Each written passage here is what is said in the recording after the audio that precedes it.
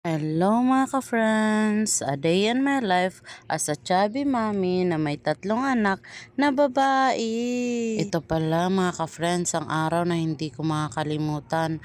Ang araw na magigising ka na lang bigla na hindi mo alam kung ano bang nangyayari. Sa oras na yan mga ka-friends, hindi ko talaga maisip-isip kung totoo yung nangyayari kanina sa amin. Hindi ko na pala nakuha ng video mga ka-friends kasi biglaan talaga siya, emergency. Alam nga naman unahin ko pulutin yung cellphone ko bago ko pumunta sa kabilang bahay. Yung makikita mo ang sarili mong ama na parang nawawala na ng hininga at tumitirik ang mga mata. Sa oras na yan mga ka-friends, nakasakay na kami ng rescue. Kasi naisipan na namin isugod sa ospital yung papa ko.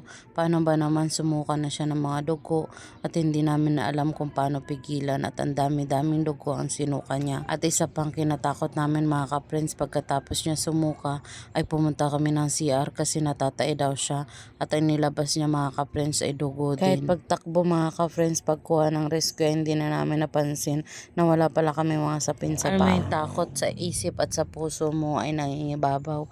Pero dahil matatag tayo mga ka-friends, nag-isip pa rin tayo kung anong tamang gawin. Salamat talaga mga ka-friends sa ating Panginoon dahil tinuruan niya si mama kung anong dapat gawin sa aking ama. Time kasi hindi na talaga makahinga ang papa ko at tumitirik yung kanyang mata. Ay pinalo ni mama ang kanyang dibdib at likod mga ka-friends. At doon na nga sumuka si papa ng napakaraming dugo at may mga bilog-bilog pa ito mga ka-friends. Nagulat kaming lahat mga ka-friends kasi biglaan lang talaga siya. Kasi alam namin nung gabi ay malakas pa ang papa ko, nakatawa, parang walang sakit. At kinabukasan gumising pa siya na maaga para maghiwa ng mga lulutuin niya para paninda. Tapos biglang ganun na lang, nahihilo daw siya. Buti na lang nakita talaga siya ng mama ko mga ka-friends. Salamat din sa mga kapatid ko. Shout out sa Bibi na tumakbo ka na mabilis na walang sapin sa paa para makuha ang rescue. Shout out pala sa driver ng rescue kay Edwin Villa. Maraming salamat. At salamat sa Panginoon dahil pagsakay namin ng rescue ay hindi na inatake ulit ang papa ko. At tuloy-tuloy nga kami sa zone para ipa-check up na siya kung ano ba talaga nangyari sa papa ko. Sa oras na yan mga ka-friends, chinek na yung papa ko. Bawal pala mag-video dito mga ka-friends, kaya ganyan ang itsura ng video ko kasi sa baba lang talaga ako nakatutok. Hindi ko na pala nakwento ng maayos mga ka-friends yung nangyari nung umaga. Pero ang alam ko lang sa sarili ko, hindi pa ako handa para pakawalan yung papa ko. Papagaling ka, nandito lang kami mga anak mo para sa'yo. Sige ka, pag di ka nagpagaling, di mo na makikita yung bahay na gusto mo. Ibibigay na yun ni Lord para sa atin. Sa oras na yan mga ka-friends, naghihintay kami para kumuha ng laboratory niya kasi kailangan daw niyang ilaboratory. At hinihintay din namin yung wheelchair na kukuha sa kanya para sa x-ray. Tara mga ka-friends, samahan niyo kung panoorin natin at pagmasdan natin ang ginawa namin noong Merkules bago kami dinala sa 3rd floor.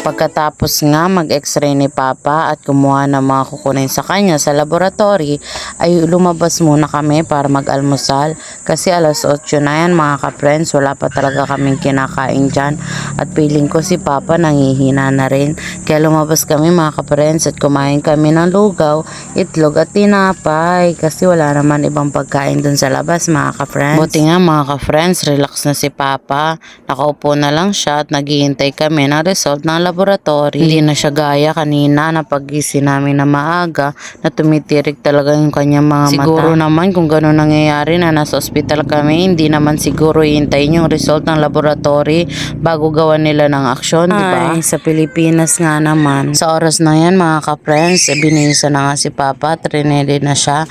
Habang binibihisan siya, ako naman nasa admin table para kausapin ako ng nurse na nandun na naka-duty at napansin ko lumapit na lang sa kanyang kapatid ko si Totoy at kaya pala ganyan itsura ko kasi ang dami pinapaliwanag sa akin ng nurse. Pinapaliwanag din niya kung anong room pupunta namin at kung magkano at marami pang iba. Marami nga sa akin pinafilapan, pinapirmahan at marami din sa akin pinapupuntahan. Buti nga kasama ko dyan yung kapatid ko. Kailangan pa niya ilagay sa private room, hindi na sa ward room.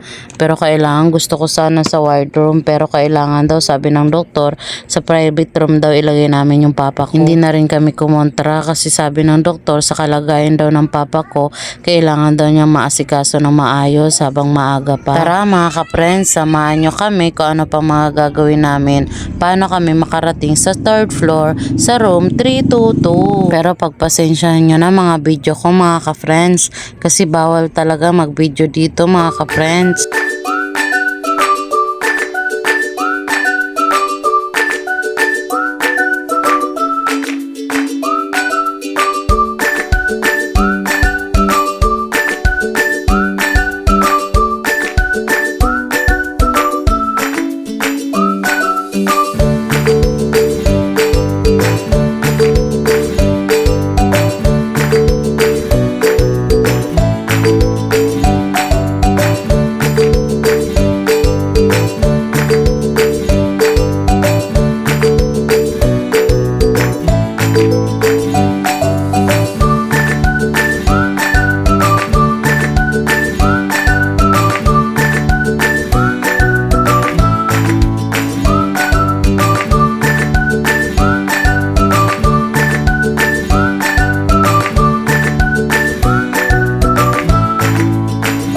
Oras na yan mga ka-friends, nilapitan ko papa ko kasi nakita ko sa video ko na pinunasan niya ang kanyang luha at umiiyak siya mga ka-friends.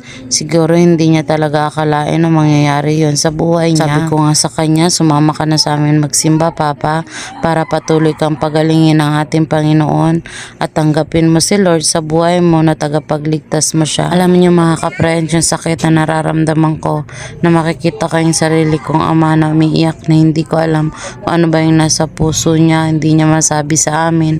Basta tahimik lang siya at nakita kong tumulo talaga ang kanyang mga luha.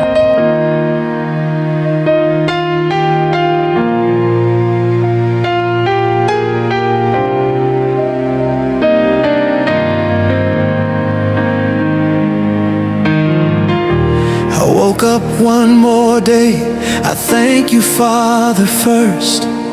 If it wasn't for your hand, I wouldn't be here, that's the truth.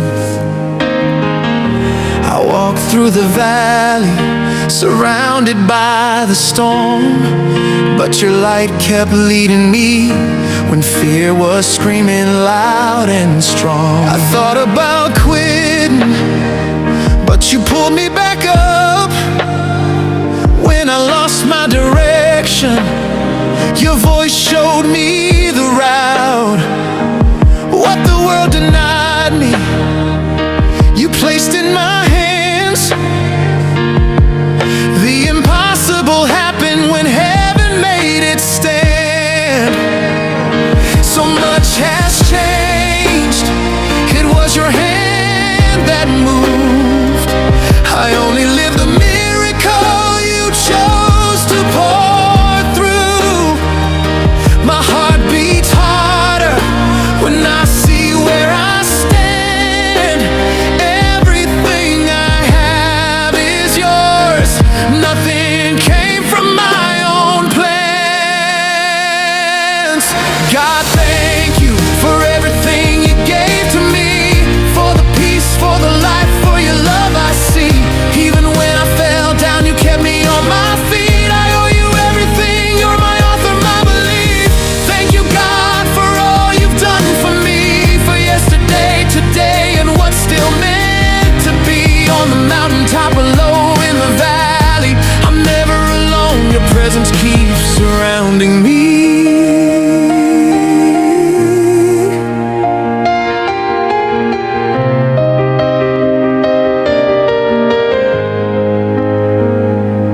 Hear the sound of footsteps, it's God walking with me. When the world turns its back, He still calls me family.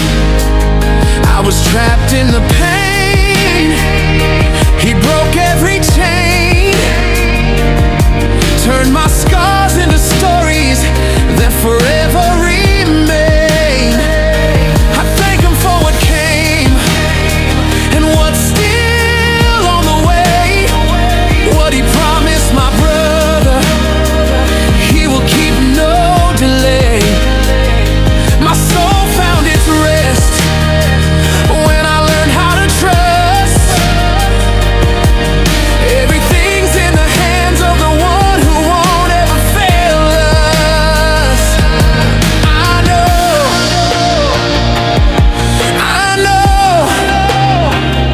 Your care is perfect. I feel it deep. I know. Salamat po mga ka-friends sa prayer na pinigay nyo sa amin, sa family namin. At salamat sa ating Panginoon. Ngayon, dito na po kami sa room namin, sa room 322. Today is Wednesday. Salamat pala sa panonood. Hanggang sa muli. Bye-bye!